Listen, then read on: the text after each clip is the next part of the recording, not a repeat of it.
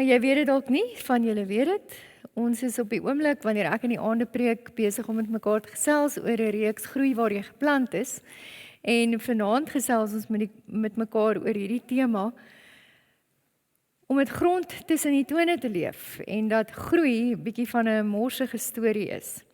Nou, julle sal onthou die vorige keer, as jy hier was, het ons met mekaar onder andere gepraat oor die gelykenis van die saaiër. En toe het ons gesê, mens kry in hierdie gelykenis hierdie 4 soorte grond, en dat die eerste 3 soorte grond eintlik maar 'n vorm van weerstand is, wat elkeen van ons op 'n manier bied. En dat daar redes is daarvoor, maar dat die 4de soort grond eintlik hierdie dieper uitnodiging is, en dat elkeen van ons elke dag al 4 die grond is, dat ons nie so hard op onsself moet wees en skuldig voel as ons nie permanent die goeie grond is nie. Ons het ook met mekaar gesels oor wat dit sou beteken om te floreer, en gesê dat ons bietjie van 'n ander definisie sal moet kry, want as floreer net daaroor gaan dat dit ekstern met my goed gaan, en dan floreer ek, dan het ons groot probleme. So floreer is hoofsaaklik iets wat hier van binne af kom, waar my lewe al meer in harmonie kom met wie God my bedoel het om te wees. So vanaand gesels ons natuurlik dan nou oor hierdie gedagte dat as ons wil groei, is dit baie dikwels 'n morsige storie. Dis nie mooi netjies nie. Dis nie romanties nie. Nou, ek weet nie wanneer laas het jy in die tuin gewerk nie. Hierdie is mos nou die tyd van die jaar wat 'n mens weer so 'n bietjie begin lus word om in die tuin te werk.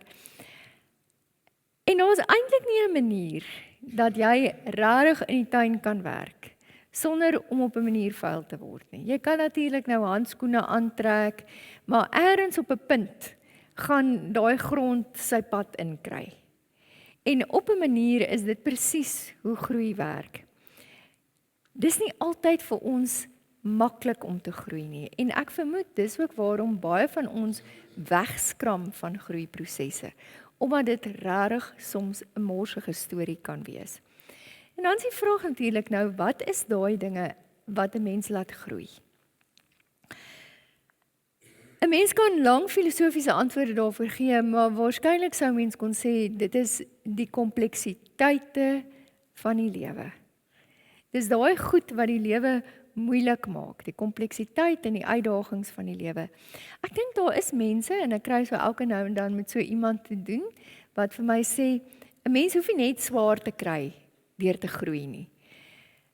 Ek dink aan 'n gedig van Sheila Cousins, waar sy so al vir die Here sê, Here, kan ons nie maar net ook met lekker kry groei nie? Is dit nou nodig dat ons nou so moet swaar kry en daardeur groei? Nou natuurlik is dit so dat die lewe nie net een lang lyding moet wees nie, maar ek weet nie van een enkele spirituele en geloofsvolwasse mens wat by volwassenheid uitgekom het sonder swaar kry nie. Swaar kry en die moeilike dinge van die lewe, die komplekse goed van die lewe, die uitdagings van die lewe is op 'n manier so half bedraad in realiteit in. En dis juist daarom dat dit vir ons soms so 'n morsige storie is. Daar's Richard Rohr het 'n baie bekende aanhaling wat hy graag gebruik, en hy sê, "We grow through great pain and great love." Daar's volgens hom hierdie 2 kanale waardeur ons groei. Groot pyn en groot liefde. Nou ek moet sê, dis dalk nie so relevant of dit groot pyn of groot liefde is wat jou laat groei nie. Die vraag is of 'n mens bereid is om jouself daarvoor te gee. Nou ek weet nie wie van julle het dit al beleef dat jy deur groot liefde groei nie.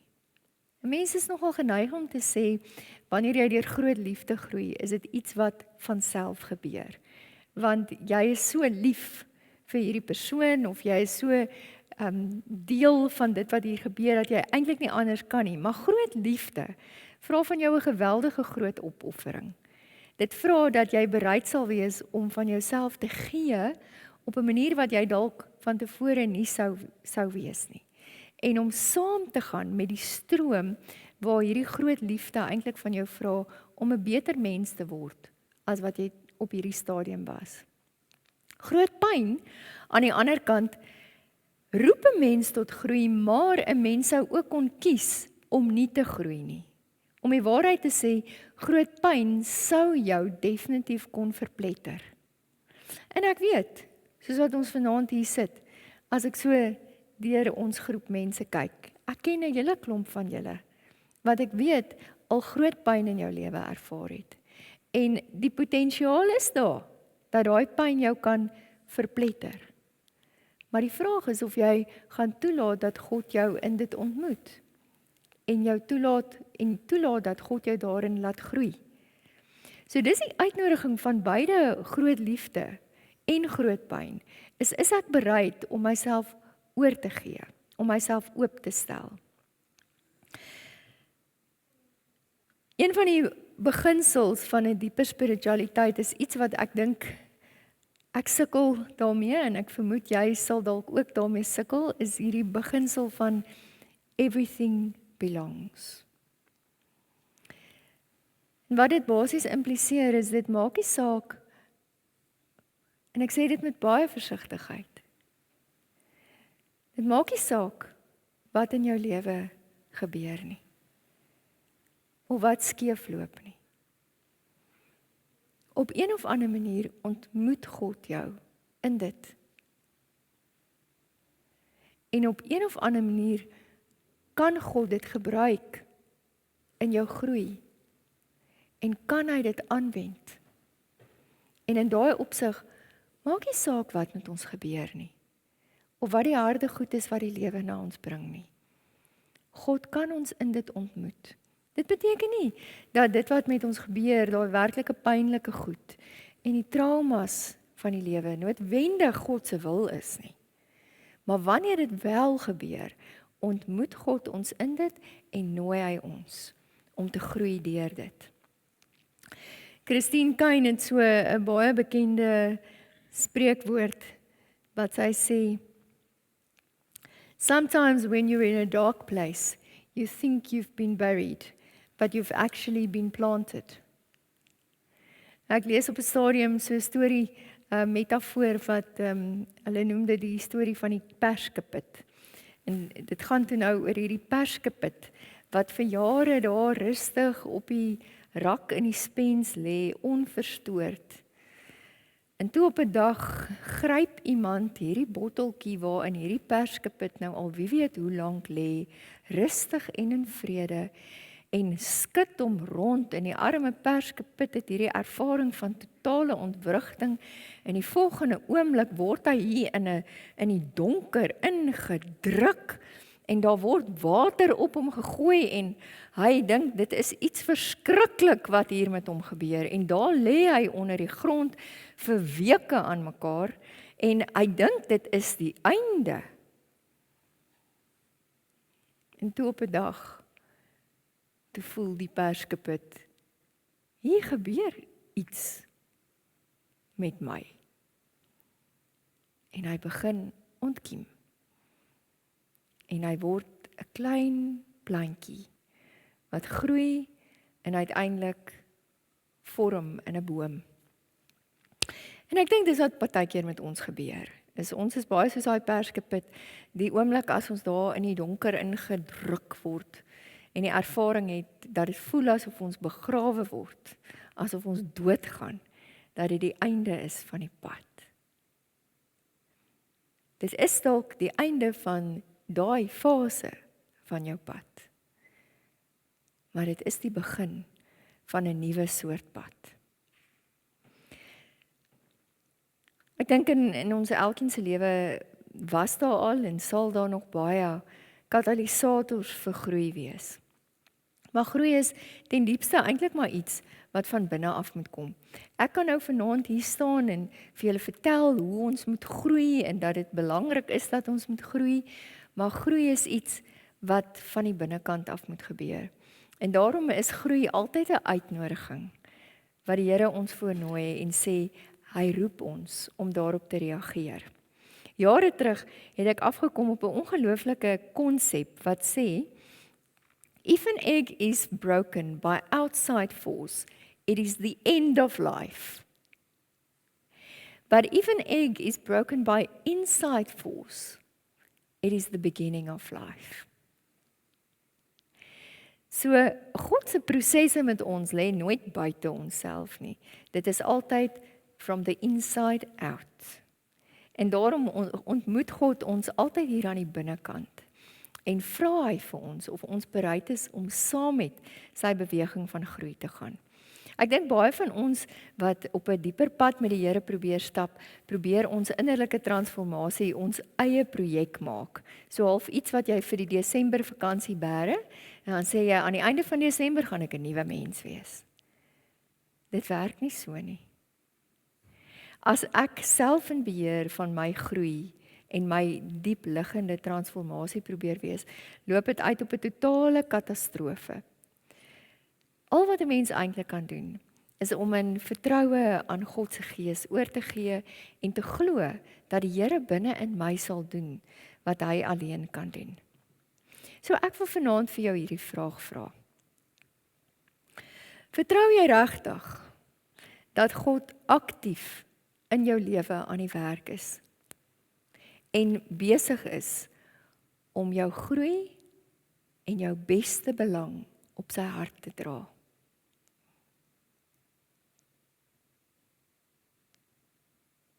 Ek wil die vraag weer vra.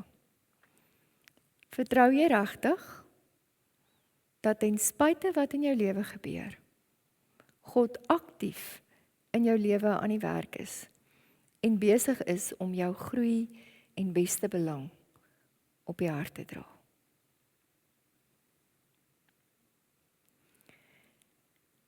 Een van die tekste in die Bybel wat my elke keer weer terugroep, is daai mooi woorde in Johannes 12, vers 24 tot 26.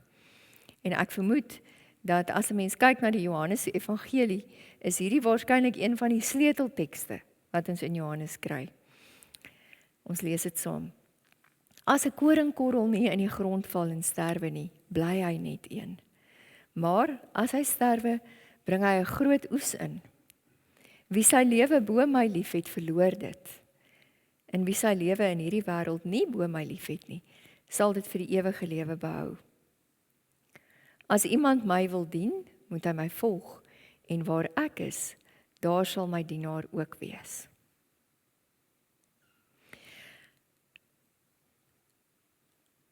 Hierdie ongelooflike woorde van Johannes 12 probeer vir ons sê dat dit nie net Jesus is wat hierdie sterwenspad, die pad van die koringkorrel kom stap het nie, maar dat elkeen van ons wat agter Jesus aanstap, ook die pad van die koringkorrel moet stap. Sue Monk skryf op 'n stadium so mooi oor hierdie beginsel van om te sterf, en dan noem sy dit Eastering. En dan sê sy dat God die tomb van Jesus verander in 'n womb. Die plek van die dood, die tomb, word in God se hande 'n plek van lewe, 'n womb. En dan sê sy, in elkeen van ons se lewe wil God konstant met hierdie Eastering proses besig wees. So as ons nou so kyk na Johannes 12, wat beteken hierdie sterwensproses? Wat vra dit van 'n mens? Ek dink in die Christen tradisie is daar baie skeefgetrekte idees van wat dit beteken om te sterf aan jouself. En ek wil nou nie vanaand te veel in diepte daarop ingaan nie. Sal dit 'n volgende keer doen. Maar ten diepste gaan sterf aan jouself in die Christendom daaroor dat ek sal raak sien dat ek hier 'n eie agenda het. Die agenda van my ego. En dat God van my vra om daai agenda van my ego raak te sien, om my plannetjies vir hoe ek dink die lewe moet loop, raak te sien en op 'n baie diep vlak dit aan God oor te gee. Hierdie gedagte dat as ek probeer om my lewe te behou, as ek probeer om self in beheer te bly van hierdie interne realiteit, dan gaan ek dit verloor. Maar as ek bereid is om dit vir God te gee, dan kry ek 'n ander tipe lewe, 'n ander kwaliteit en dimensie van lewe wat ek nie van tevore geken het nie. So waarvan praat ons as ons sê dat deel van hierdie morsige proses van geloofsgroei sterf aan jouself is? Willem Nicol het 'n vreeslike mooi ding wat hy skryf oor Jesus se verstaan van sterf aan jouself in Johannes, en ons lees dit saam. In Jesus sien ons 'n liefde wat heeltemal suiwer is, grensloos, bereid om tot die uiterste te gaan, heeltemal vry van die egoïsme wat nie alles wil gee nie. Jesus se heerlikheid lê daarin dat die Vader hom verheerlik deur hom na die kruis en opstanding te lei. Dit wil sê, die mooiheid van Jesus lê in die vryheid van sy ekkigheid. Ekkigheid is die woord wat Willem graag gebruik as hy praat oor ego. Daar het in hom niks oorgebly wat die vrye vloei van die liefde keer nie. En dis wat bedoel word met sterf aan jouself, dat daar geen blokkasies sal wees van my kant af, geen weerstand sal wees wat verhoed dat wie God is deur my lewe vloei nie. Ek moet sê, vir die meeste van ons bly dit nogal 'n moeilike gedagte om te dink dat ek nie net genooi word om Jesus in sy voorbeeld en in sy lewenstyl te volg nie, maar ook om hom te volg in sy oorgawe. Dat ek by 'n punt sal kom wat ek sal sê, Here, hier is ek. Met alles van my lewe, ek gee myself aan U oor. Nou, ek dink hierdie pad van die koringkorrel waar ons vanaand praat, hierdie oorgawe tot groei wat 'n baie moeilike proses is regtig alles behalwe 'n eenvoudige pad. Want dit beteken dat ek uitgedaag word oor my sienings en persepsies en dat ek die manier hoe ek na dinge kyk en hoe ek oor dinge dink sal konfronteer. Dit vra dat ek soms mense sal verdra wat nie inpas by my eie denkraamwerk nie. Dat ek na argumente sal luister en sal oop wees vir maniere van dink wat nie noodwendig vir my sin maak nie. Dit vra dat ek bereid sal wees om in my eie interne ongemak in te stap. En om met 'n klomp teenstellings in die lewe te leef, waar dinge nie altyd sin maak nie. Waar ek nie altyd by 'n antwoord uitkom nie. Om oop te wees daarvoor, dat die pad waarop die Here my nooi, dalk 'n bietjie anders lyk, as dit wat ek vir myself gedroom het, as wat ek gedink het, my pad gaan wees. Ek dink die slegste nuus vanaand, van die pad van die koringkorrel, is dat dit my nie toelaat om 'n koning te kraai op my eie werf nie. Inteendeel. Dit vra juis van my om van my eie mishoop af te klim en toe te laat dat God se proses van groei die realiteit in my lewe sal word. Nou kan 'n mens sê, "Joeg, ek weet nie of dit eers klink soos iets wat ek wil doen nie." Die vraag is, wat is die alternatief? Die alternatief is dat ek aanhou om te probeer om beheer te hou, narstigtelik, oor alles in my lewe. En waar kom dit uit? Dit veroorsaak diskonneksie, dit veroorsaak skade tussen my en ander mense, en dit maak dat ek al meer met geslote hande deur die lewe gaan. En dat die groei wat die Here graag sal wil sien in my lewe gebeur, dat dit gewoon nie gebeur nie. Maar, as ek bereid is om hierdie groei uitnodiging te aanvaar, sê Jesus, ironies genoeg, word my lewe iets wat soos 'n groot oes lyk. Nie net vir myself nie, maar veral vir die mense saam met wie ek elke dag leef. Hierdie woorde van Christine Kane, wat ons vroeër gelees het, is iets wat ek jou wil nooi om deur die loop van hierdie week aan vas te hou.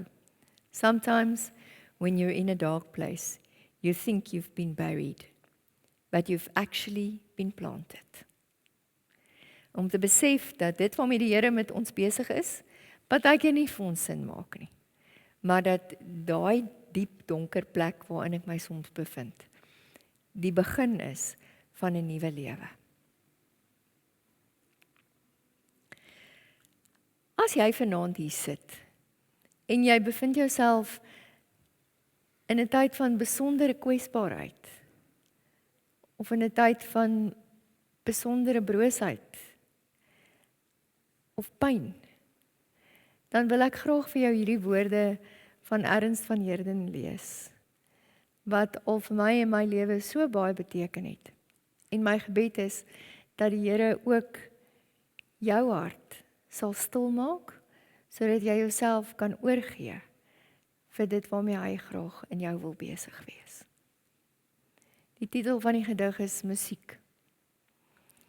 Aan hierdie hart se tengerkelk het u getik, en fyn uitduinend sing die glas sy melodie van pyn.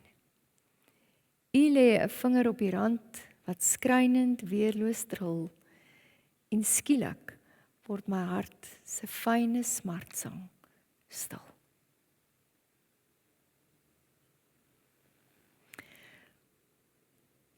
Mag die Here in elkeen van ons 'n diep stilte en 'n diep vrede gee,